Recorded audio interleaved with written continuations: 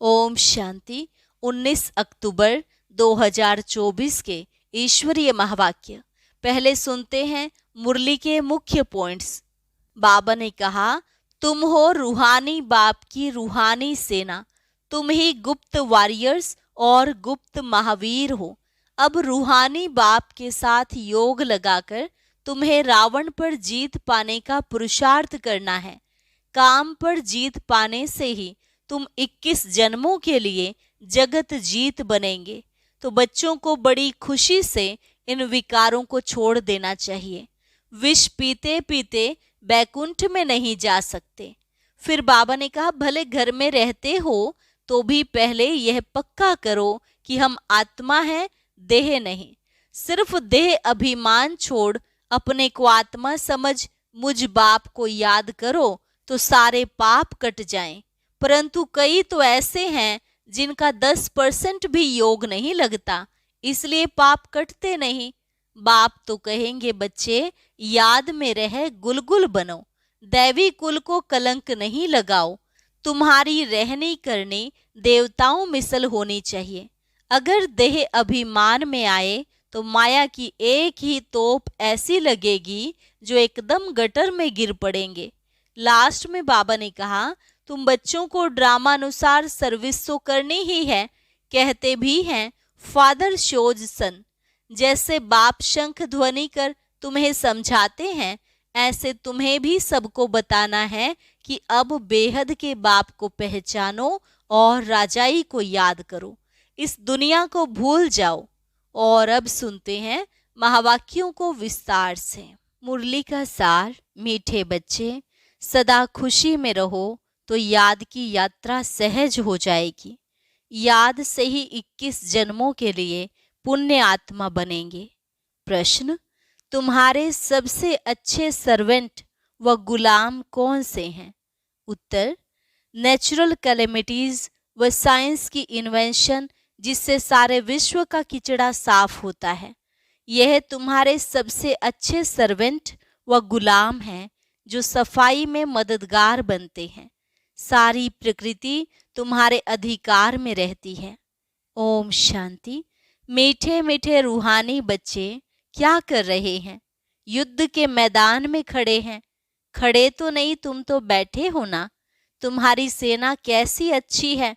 इनको कहा जाता है रूहानी बाप की रूहानी सेना। रूहानी बाप के साथ योग लगाकर रावण पर जीत पाने का कितना सहज पुरुषार्थ कराते हैं।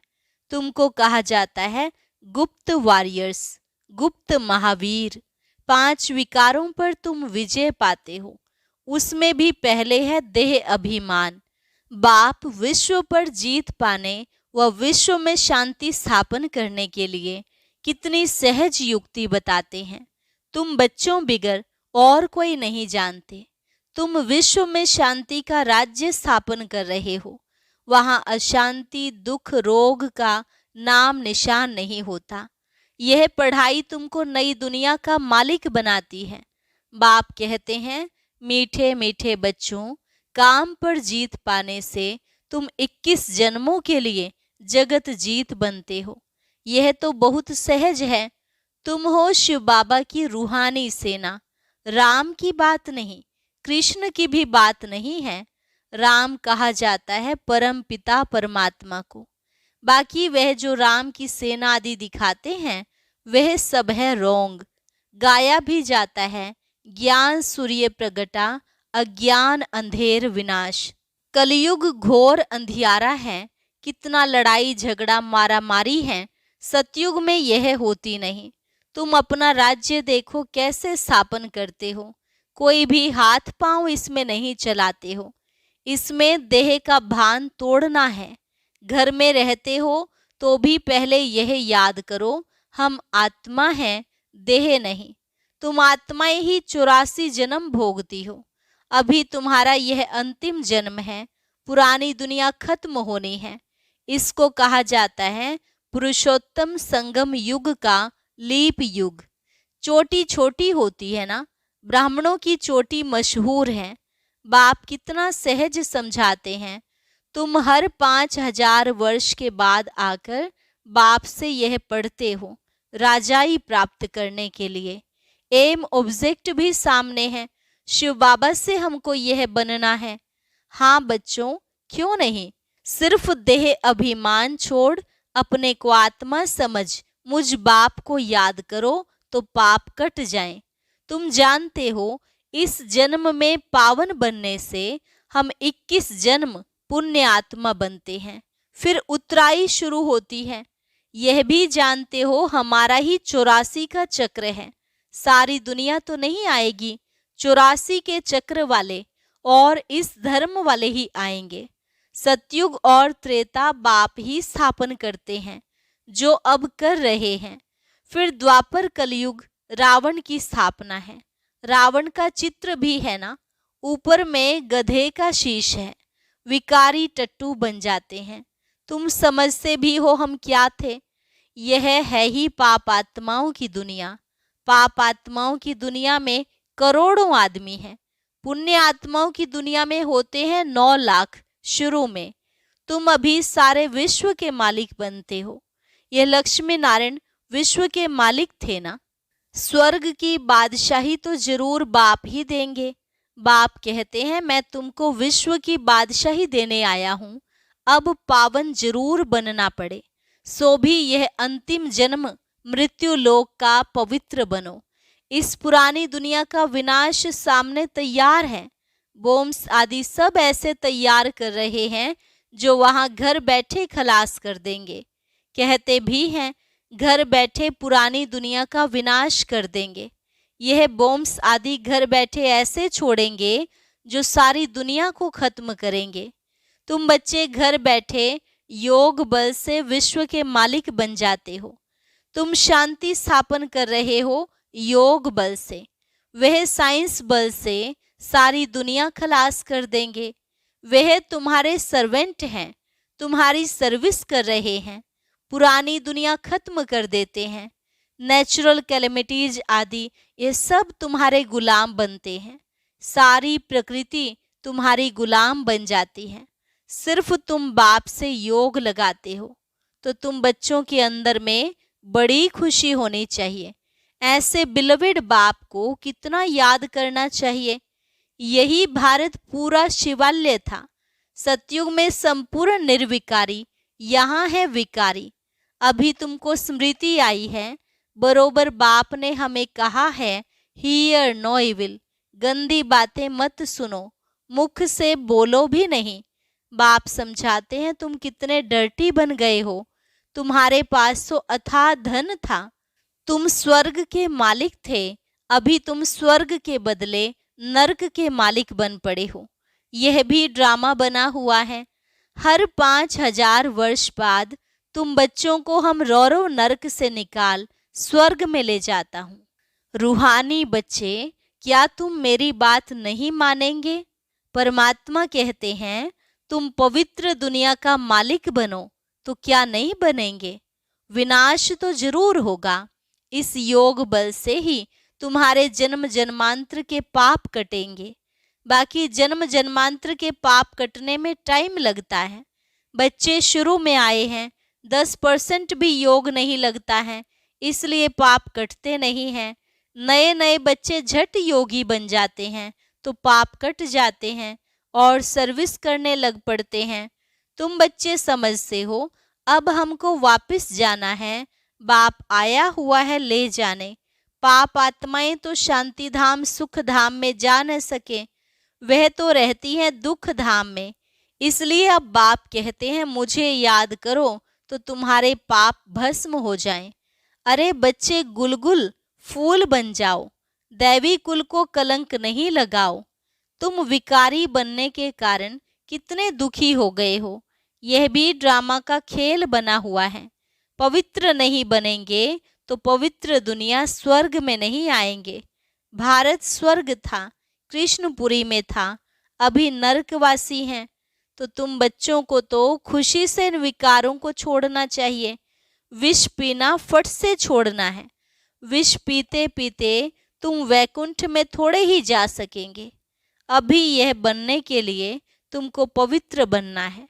तुम समझा सकते हो इन्होंने यह राजाई कैसे प्राप्त की है? राजयोग से। यह पढ़ाई है ना, जैसे बैरिस्ट्री योग, सर्जन योग होता है। सर्जन से योग तो सर्जन बनेंगे। यह फिर है भगवानुवाच। रथ में कैसे प्रवेश करते हैं? कहते हैं बहुत जन्मों के अंत में मैं इनमें बैठ तुम बच्चों को नॉलेज देता हूँ। जानता हूँ यह विश्व के मालिक पवित्र थे, अब पतित कंगाल बने हैं, फिर पहले नंबर में यह जाएंगे। इसमें ही प्रवेश कर तुम बच्चों को नॉलेज देते हैं। बेहद का बाप कहते हैं बच्चे पवित्र बनो तो तुम सदा सुखी बनेंगे। सतयुग है अमर लोक, द्वापर कलयुग है मृत्यु लोक। कितना अच्छी रीति बच्चों को समझाते हैं। यहाँ देही अभिमानी बनते हैं, फिर देह अभिमान में आकर माया से हार खा लेते हैं। माया की एक ही तोप ऐसी लगती है जो एकदम गटर में गिर पड़ते हैं। बाप कहते हैं यह गटर है, यह कोई सुख थोड़े ही है। स्वर्ग तो फिर क्या। इन देवताओं की रहनी करनी देखो कैसी है, नाम ही है स्वर्ग। तुमको स्वर्ग का मालिक बनाते हैं, फिर भी कहते हैं हम विष जरूर पिएंगे, तो स्वर्ग में आ नहीं सकेंगे, सजा भी बहुत खाएंगे। तुम बच्चों की माया से युद्ध है। देह अभिमान में आकर बहुत छीछी काम करते हैं, समझते हैं हमको कोई देखता थोड़े ही है। क्रोध लोभ तो प्राइवेट नहीं होता, काम में प्राइवेसी चलती है। काला मुंह करते हैं। काला मुंह करते करते तुम गोरे से सांवरे बन गए, तो सारी दुनिया तुम्हारे पिछाड़ी आ गई। ऐसी पतित दुनिया को बदलना जरूर है। बाप कहते हैं तुमको शर्म नहीं आती? एक जन्म के लिए पवित्र नहीं बनते हो? भगवानुवाच काम महाशत्रु है। वास्तव में तुम स्वर्गवासी थे तो बड़े धनवान थे, बात मत पूछो। बच्चे कहते हैं बाबा हमारे शहर में चलो। क्या कांटों के जंगल में बंदरों को देखने चलूं? तुम बच्चों को ड्रामा अनुसार सर्विस करनी ही है। गाया जाता है फादर शोज सन। बच्चों को ही जाकर सबका कल्याण करना है। बाप बच्चों को समझाते हैं यह भूलो मत, हम युद्ध के मैदान में हैं। तुम्हारी युद्ध है 5 विकारों से। यह ज्ञान मार्ग बिल्कुल अलग है। बाप कहते हैं मैं तुमको स्वर्ग का मालिक बनाता हूँ 21 जन्मों के लिए। फिर तुमको नरकवासी कौन बनाते हैं? रावण। फर्क तो देखते हो ना। जन्म जन्मांतर तुमने भक्ति मार्ग में गुरु किए, मिला कुछ भी नहीं। इनको कहा जाता है सत्य गुरु। सिख लोग कहते हैं ना सत्य गुरु अकाल मूर्त। उनको कभी कोई काल खाता नहीं। वह सत्य गुरु तो कालों का काल है। बाप कहते हैं मैं तुम सब बच्चों को काल के पंजे से छुड़ाने आया हूँ। सतयुग में फिर काल आता ही नहीं है, उनको अमर लोक कहा जाता है। अभी तुम श्रीमत पर अमर लोक सतयुग के मालिक बन रहे हो। तुम्हारी लड़ाई देखो कैसी है। सारी दुनिया एक दो में लड़ती झगड़ती रहती है। तुम्हारी फिर है रावण 5 विकारों के साथ युद्ध, उन पर जीत पाते हो। यह है अंतिम जन्म। बाप कहते हैं मैं गरीब निवाज हूँ, यहाँ आते ही गरीब हैं। साहूकारों की तो तकदीर में ही नहीं है, धन के नशे में ही मगरूर रहते हैं। यह सब खत्म हो जाने वाला है, बाकी थोड़ा समय है। ड्रामा का प्लान है ना, यह इतने बोम शादी बनाए हैं, वह काम में जरूर लाने हैं। पहले तो लड़ाई बाणों से, तलवारों से, बंदूकों आदि से चलती थी। अभी तो बॉम्ब्स ऐसी चीज निकली हैं जो घर बैठे ही खलास कर देंगे। यह चीजें कोई रखने के लिए थोड़े ही बनाई हैं, कहाँ तक रखेंगे। बाप आए हैं तो विनाश भी जरूर होना है। ड्रामा का चक्र फिरता रहता है। तुम्हारी राजाई जरूर स्थापन होनी है। यह लक्ष्मी नारायण कभी लड़ाई नहीं करते हैं।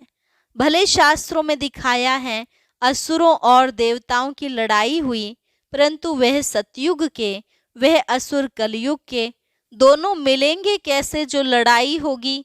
अभी तुम समझते हो हम 5 विकारों से युद्ध कर रहे हैं। इन पर जीत पाकर संपूर्ण निर्विकारी बन निर्विकारी दुनिया के मालिक बन जाएंगे। उठते बैठते बाप को याद करना है, दैवी गुण धारण करने हैं। यह बना बनाया ड्रामा है, कोई कोई के नसीब में ही नहीं है। योग बल हो तभी विकर्म विनाश हो, संपूर्ण बने तब तो संपूर्ण दुनिया में आ सके। बाप भी शंख ध्वनि करते रहते हैं। उन्होंने फिर भक्ति मार्ग में शंख व तुतारी आदि बैठ बनाई है। बाप तो इस मुख द्वारा समझाते हैं। यह पढ़ाई है राजयोग की, बहुत सहज पढ़ाई है। बाप को याद करो और राजाई को याद करो। बेहद के बाप को पहचानो और राजाई लो। इस दुनिया को भूल जाओ। तुम बेहद के सन्यासी हो। जानते हो पुरानी दुनिया सारी खत्म होनी है। इन लक्ष्मी नारायण के राज्य में सिर्फ भारत ही था। अच्छा, मीठे मीठे सिकिलधे बच्चों प्रति मात पिता बाप दादा का याद प्यार और गुड मॉर्निंग। रूहानी बाप की रूहानी बच्चों को नमस्ते। रूहानी बच्चों की रूहानी बाप दादा को नमस्ते नमस्ते, गुड मॉर्निंग। धारणा के लिए मुख्य सार। पहली पॉइंट, अपने दैवी कुल को कलंक नहीं लगाना है, गुलगुल बनना है। अनेक आत्माओं के कल्याण की सर्विस कर बाप का शो करना है। संपूर्ण निर्विकारी बनने के लिए गंदी बातें ना तो सुननी है ना मुख से बोलनी है। Hear no evil, talk no evil. देह अभिमान के वश हो कोई छीछी काम नहीं करने हैं। वरदान, मन मनाभव के मंत्र द्वारा मन के बंधन से छूटने वाले निर्बंधन ट्रस्टी भव। मन मनाभव के मंत्र द्वारा मन के बंधन से छूटने वाले निर्बंधन ट्रस्टी भव। कोई भी बंधन पिंजड़ा है। पिंजड़े की मैना अब निर्बंधन उड़ता पंछी बन गई। अगर कोई तन का बंधन भी है तो भी मन उड़ता पंछी है, क्योंकि मन मनाभव होने से मन के बंधन छूट जाते हैं। प्रवृत्ति को संभालने का भी बंधन नहीं। ट्रस्टी होकर संभालने वाले सदा निर्बंधन रहते हैं। गृहस्थी माना बोझ, बोझ वाला कभी उड़ नहीं सकता, लेकिन ट्रस्टी है तो निर्बंधन है और उड़ती कला से सेकंड में स्वीट होम पहुंच सकते हैं। स्लोगन, उदासी को अपनी दासी बना दो, उसे चेहरे पर आने ना दो। ओम शांति। आज हम उस अव्यक्त मुरली की कुछ मुख्य पॉइंट सुनेंगे जो कल मधुबन में बाप दादा मिलन पर सुनाई गई। इसलिए कोई भी भाई बहन मिस ना करे। इसे सुनने के लिए ऊपर दिए गए बॉक्स पर क्लिक करें।